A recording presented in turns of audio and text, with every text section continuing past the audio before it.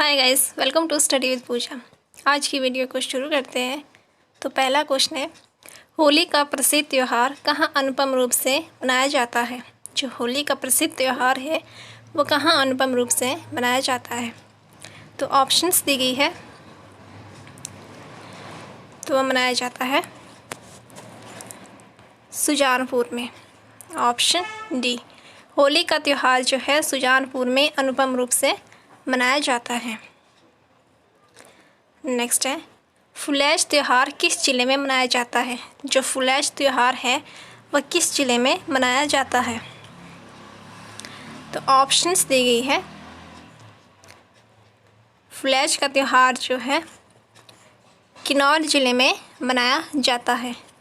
Option A, Kinnaur.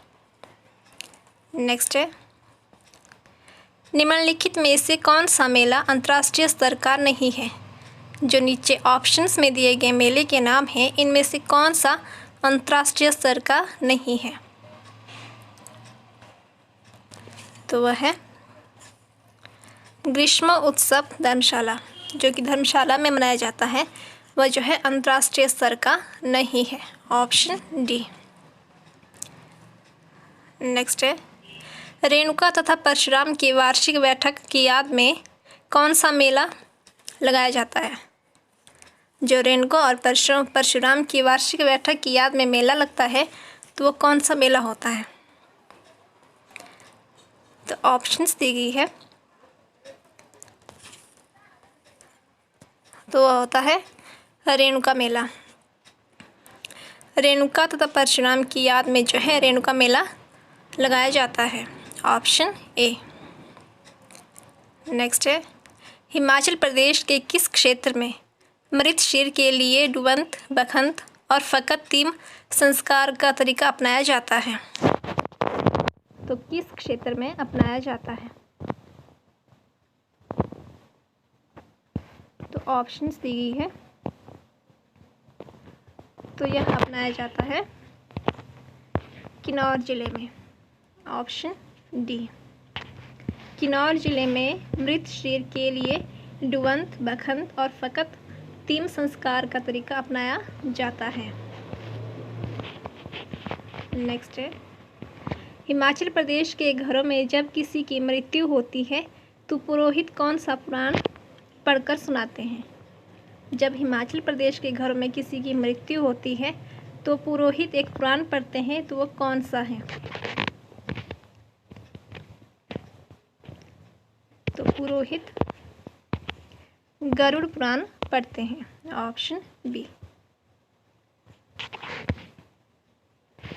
Next है, हिमाचल प्रदेश में कौन सा व्यंजन प्रचलित नहीं है। जो ऑप्शंस में दिए गए व्यंजन के नाम है, हिमाचल प्रदेश में कौन सा प्रचलित नहीं है।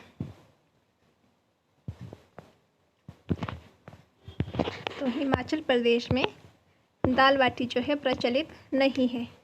Option C. नेक्स्ट है, धोती, कुर्ता, कोट वेस्ट, पगड़ी और तौलिया किसका पारंपरिक वस्त्र है। जो धोती, कुर्ता, कोट और कोट वेस्ट, पगड़ी और तौलिया है वह किसका पारंपरिक वस्त्र है। तो ऑप्शंस दी गई है। तो ये है ब्राह्मण के पारंपरिक वस्त्र। Option D. नेक्स्ट है, 13 दिन तक सूतक कब मनाया जाता है। जब 13 दिन तक सूतक मनाया जाता है तो कब मनाया जाता है। तो वह मनाया जाता है जन्म के बाद। ऑप्शन ए, जन्म के बाद 13 दिन तक सूतक मनाया जाता है। नेक्स्ट है, सूतक का संबंध किस रीति रिवाज से है। तो सूतक का संबंध जो है जन्म से है। Option B. नेक्स्ट है, शादी के बाद विक्रम संवत की किस माह में बहू अपनी सास के साथ नहीं रहती है। तो ऑप्शंस दी गई है। तो बहू जो है भादो माह में अपनी सास के साथ नहीं रहती है, जिसको जो है काला महीना कहा जाता है। Option C. नेक्स्ट है दाटू क्या है, जो दाटू है वो क्या है। तो ऑप्शन दी गई है, दाटू जो है ग्रामीण क्षेत्रों में महिलाओं का सिर ढकने वाला वस्त्र है, जिसको जो है ग्रामीण महिलाएं अपने सर पर बांधती है, उसको जो है दाटू कहते हैं। Option D.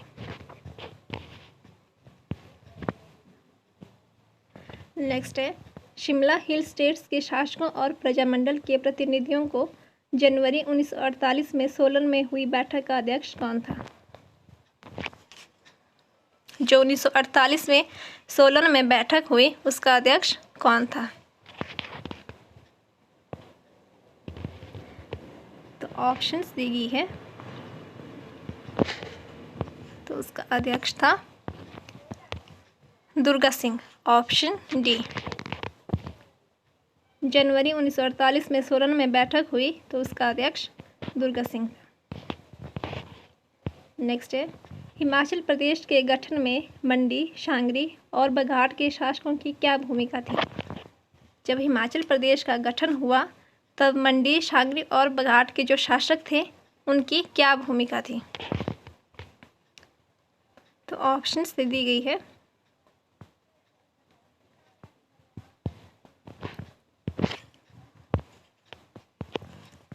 तो उन्होंने सिंहासन परित्याग के लिए तैयार हो गए थे। जो मंडी, शांगरी और बघाट के शासक थे, जब हिमाचल प्रदेश का गठन हुआ तो उन्होंने सिंहासन परित्याग के लिए परित्याग कर दिया था, उसके लिए तैयार हो गए थे।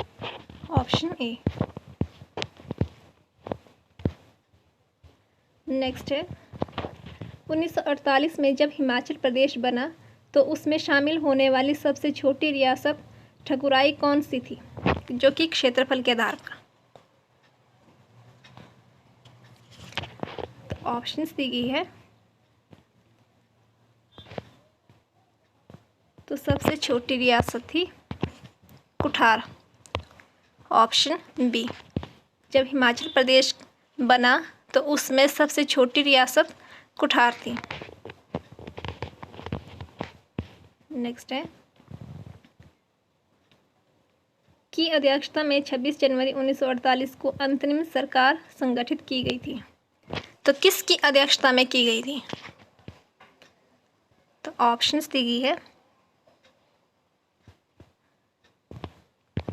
तो वह की गई थी श्री शिवानंद रमौल की अध्यक्षता में। श्री शिवानंद रमौल की अध्यक्षता में 26 जनवरी 1948 को अंतरिम सरकार संगठित की गई थी। नेक्स्ट है किसने 1948 ईस्वी में सुकेत सत्याग्रह का नेतृत्व किया था। जो 1948 में सुकेत सत्याग्रह का नेतृत्व किया तो वह किसने किया था। तो वह किया था पंडित पद्मदेव ने। Option B.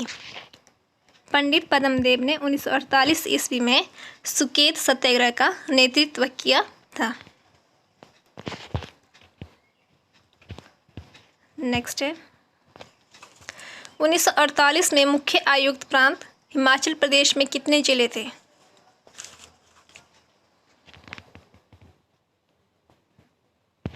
तो ऑप्शंस दी गई है,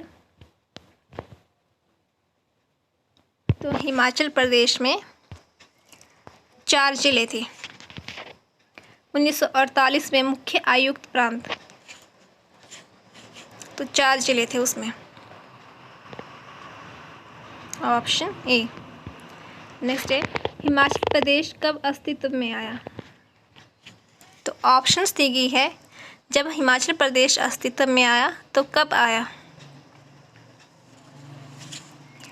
तो हिमाचल प्रदेश अस्तित्व में 15 अप्रैल 1948 को आया। Option C. और इस वीडियो का लास्ट क्वेश्चन है 15 अप्रैल 1948 को हिमाचल प्रदेश में कितनी रियासतों का विलय किया गया था? तो ऑप्शंस दी गई है, तो उसमें जो है 30 रियासतों का विलय किया गया था। 15 अप्रैल 1948 को हिमाचल प्रदेश में 30 रियासतों का विलय किया गया था। Option C. अगर वीडियो अच्छी लगी तो लाइक, सब्सक्राइब और शेयर करना ना भूलें। Thank you.